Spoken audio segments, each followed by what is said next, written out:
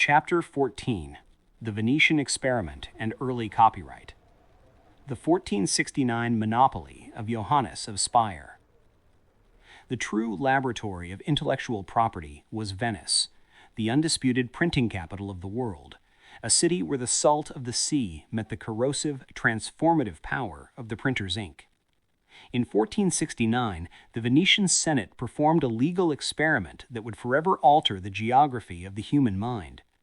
They granted a milestone privilege to Johannes of Speyer, a German master printer who had brought the divine art to the lagoon. This wasn't a simple copyright for a single book or a specific poem. It was a monopoly over an entire industry. The Senate, sitting in their ornate chambers of the ducal palace, gave Johannes the exclusive right to print within the entire territory of the Republic of Venice for a period of 5 years. It was a staggering grant of power, a grand enclosure of the press. Imagine a modern government giving a single corporation the exclusive right to host all websites or manufacture all microchips within its borders. Johannes was given the keys to the city's intellectual portal. The logic behind this move was purely mercantilist and cold-blooded. Venice, the supreme trading hub of the Mediterranean, wanted to attract the best talent from the German lands, and Johannes of Speyer, an astute businessman, demanded a legal fortress before he would risk his substantial capital in the Venetian market. He knew that without offense, his investments in lead, tin, and paper would be vulnerable to the pirates of the lagoon. The Senate agreed, viewing the monopoly as a strategic tool to ensure Venice became the world's bookstore. Although Johannes died shortly after the grant was issued, the precedent was carved permanently into the legal marble of the Republic. It proved that the state could treat the right to produce as a private asset that could be gifted, withheld, or sold like a parcel of land. This Venetian experiment demonstrated that property could exist without a tangible physical object. The space of the industry was now a territory to be occupied, guarded, and defended by the law.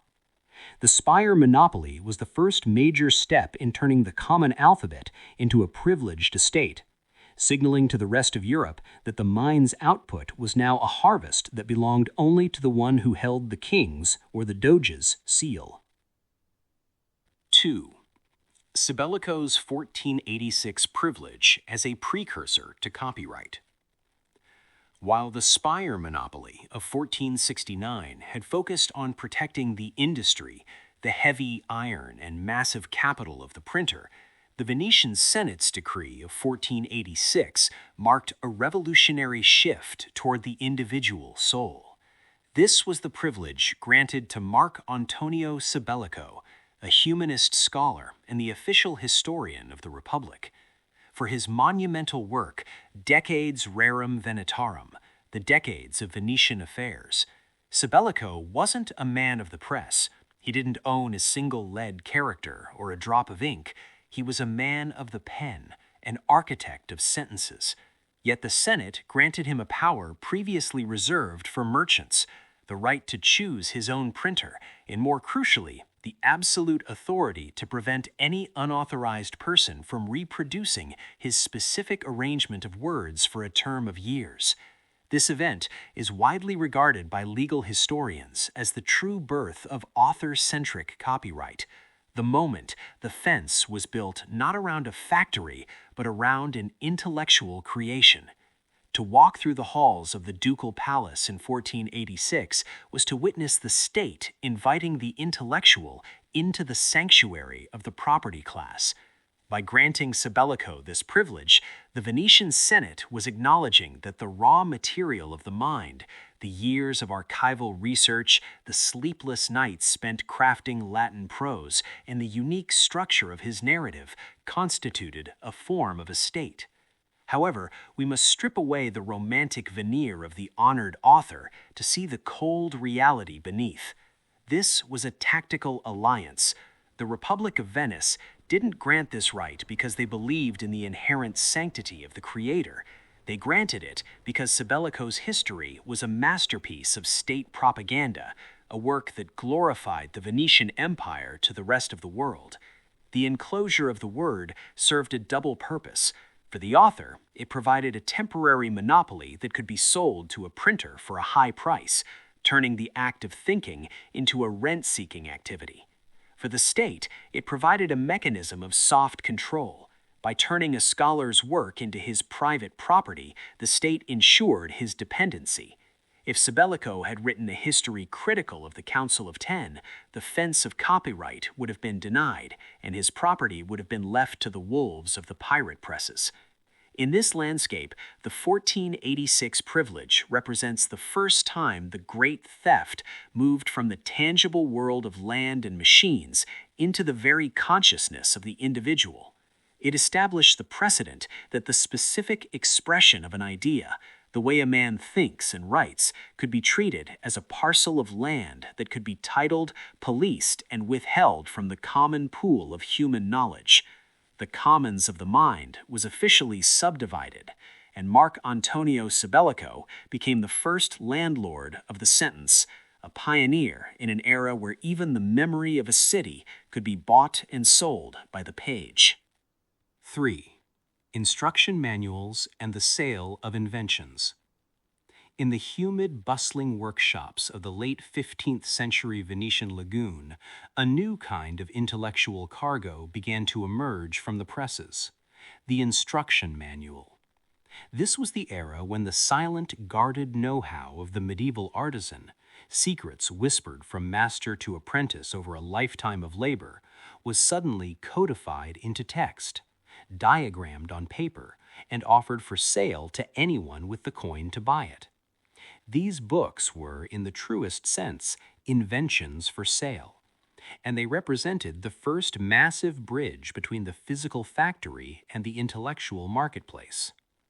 The Venetian state, ever the pragmatist, realized that if an inventor published a manual revealing the secrets of silk weaving, glass blowing, or metallurgical purification, they were essentially opening their fence to the world.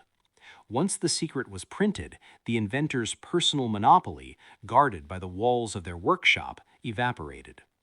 To prevent this from discouraging innovation, the Senate offered limited-time privileges for these technical books. This created a revolutionary legal hybrid, a document that was part industrial patent, the right to do the work, and part literary copyright, the right to describe the work. This commercialization of know-how turned wisdom into a consumer good. For centuries, technical knowledge had been a common heritage within the guilds, a collective pool of skill.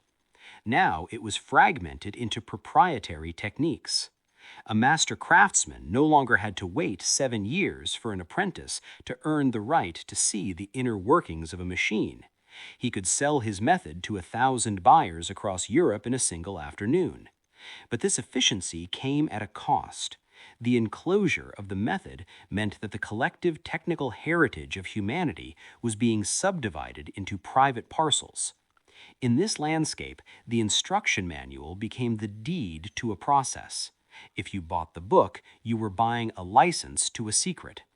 However, if you tried to share that secret or improve upon it without the owner's consent, the law treated you as a trespasser on a private estate.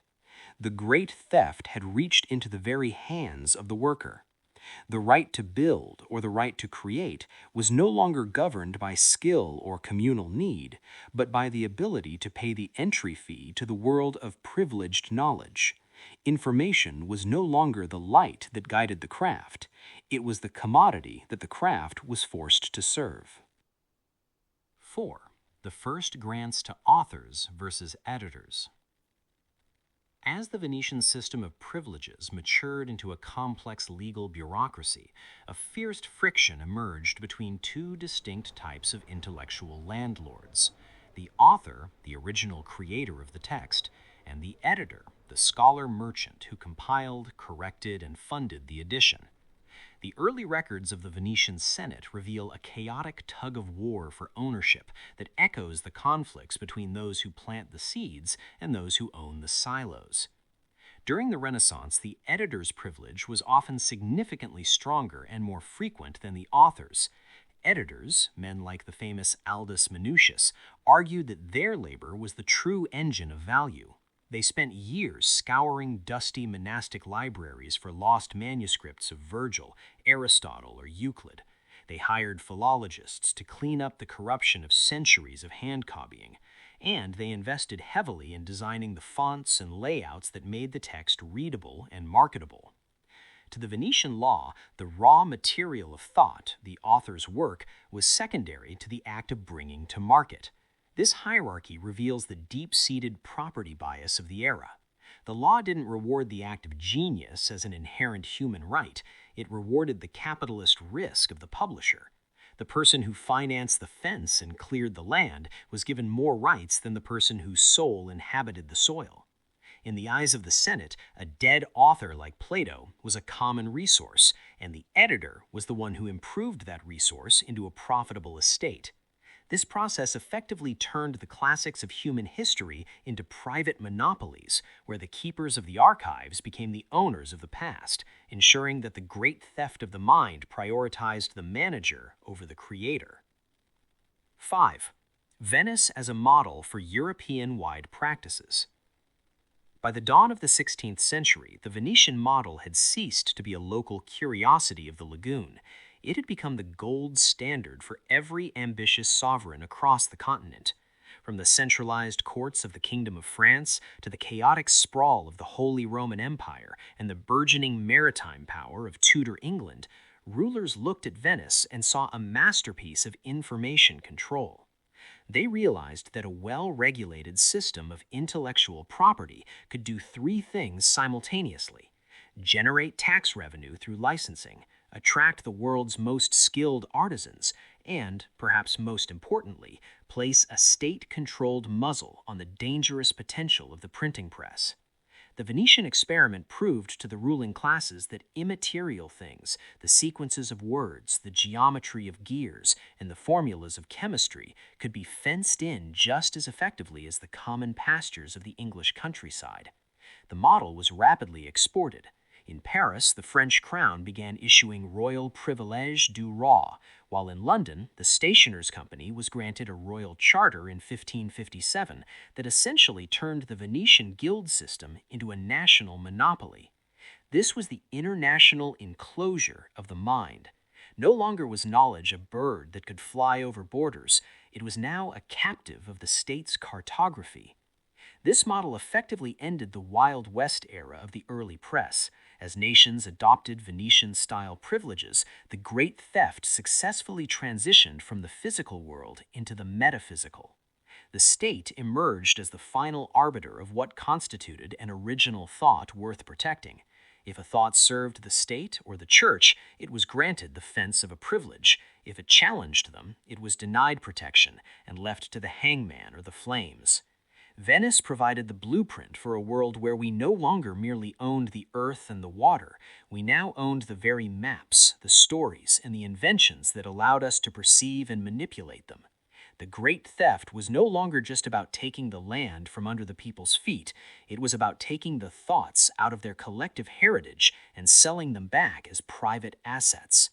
By the mid-1500s, the blueprint was complete, and the modern world of proprietary reality was officially born.